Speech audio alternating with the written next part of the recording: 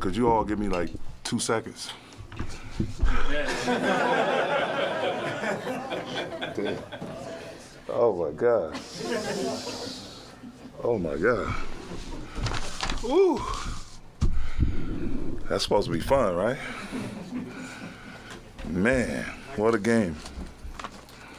Darvin, I guess that tells the story right there. But Yeah. when you're on the sideline and the ability to impact the game, what are you focusing on in that type of a game? Up and down, big shots made, big shots missed, fouls, or just kind of chaos. What were you focusing on the most on the sideline? Just keeping a calm, level head. Staying passionate but not getting emotional. That's a hell of a ball club. First ballot Hall of Famers over there, as well as some, highly regarded support players as well. So it's, I said it before the game, like you got to just be on point with your multiple efforts, and you got to have a next play mentality throughout the entire time. And our game is a game of runs. We made our run, they made their run, we made another little run, they made another little run. So then it's going to be things, mishaps in between. I felt like we got a little loose with the ball at times. Some unfortunate fouls, bad fouls, but just constantly telling the team, being positive, being confident, and continue to move on and push toward the next possession and try to make it better than the last. And so it worked out. It worked out. With AD anchoring the defense and LeBron carrying a huge load, scoring, especially in the fourth, you went to Austin pretty early in the third after that Phoenix run.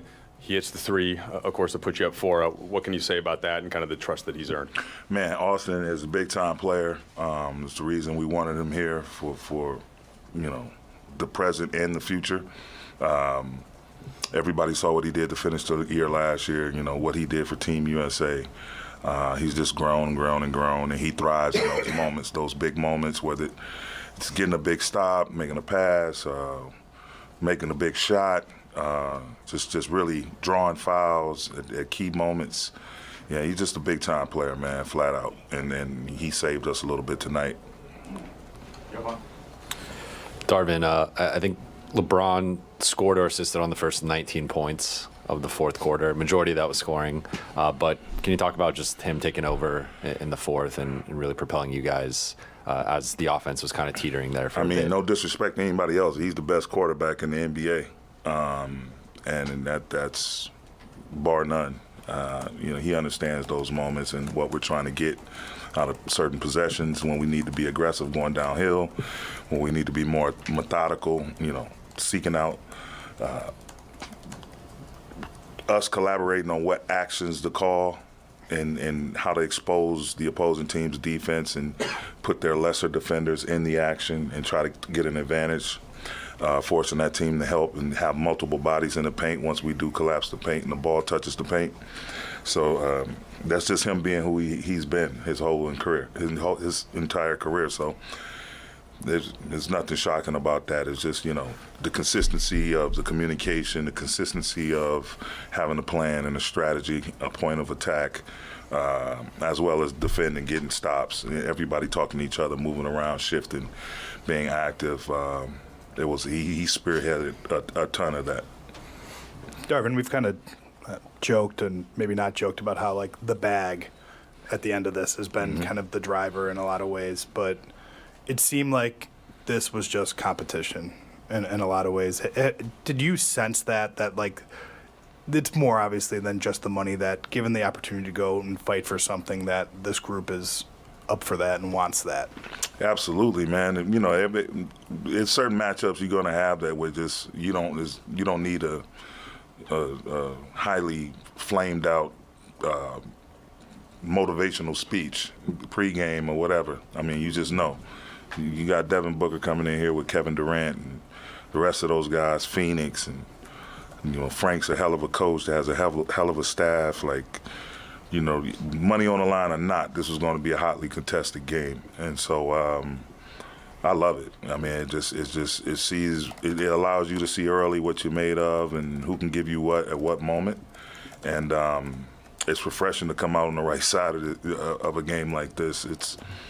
This game had, for it to be our 22nd game of the season, it had a ton of playoff intensity. Darvin, there was a play very late in the game where Austin went to the floor. You guys signaled for timeout. The referee, I think it was gave LeBron the timeout. What was your view of that sequence? It seemed like in the moment that the Phoenix Suns were upset about the call there. Yeah, I mean, that's why we have 3 officials, and that's why I coach. You know, to be in that type of position, we had 2 timeouts left to play with, just in case something happened. We thought, we'd get into the hands of, one of our better free throw shooters. We did that and getting it to Austin. They tried to trap him. He had it in his hands, and when we saw him right when they were about to dislodge the ball, we both were trying to call it. And Tom Washington was standing right there, so, he granted the timeout, and that's pretty much it from my vantage point. Darvin, you guys got AD going there pretty good for a while. What did you see and what did you like about what he did? Just the tone he sets defensively. He makes it really difficult for the opposing team, and tonight he made it really difficult for them to get anything going around the rim. He did a good job also. Nurkic is tough, of absorbing a lot of hits from Nurk while still maintaining balance and still showing his hands and forcing them into tough looks, tough shots.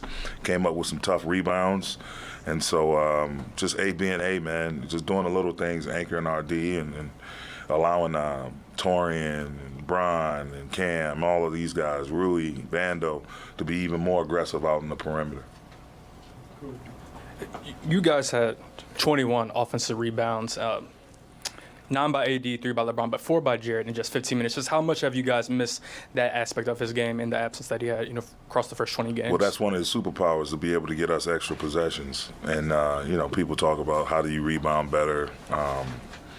There's drills you can do. And then, we touched on it a little bit yesterday in practice. But at the end of the day, I truly believe it's personnel-based. Some guys just have that knack, that nose for the ball, that's able to track down and anticipate certain bounces and just have that knack for hunting down the ball. The whole term, they have a nose for the ball, that totally applies to Vando. Darvin, a common talking point is about how much experience people like yourself, like LeBron has, longevity, but what's it mean to you that you're going to step into something that you've never seen before, that LeBron has never seen before, that it's brand new, you don't know what to expect, and also the fact that it's just one game versus it being a series, which you're about to step into? It makes it really, really exciting, and so exciting that we can't wait to conquer it. Pretty simply put.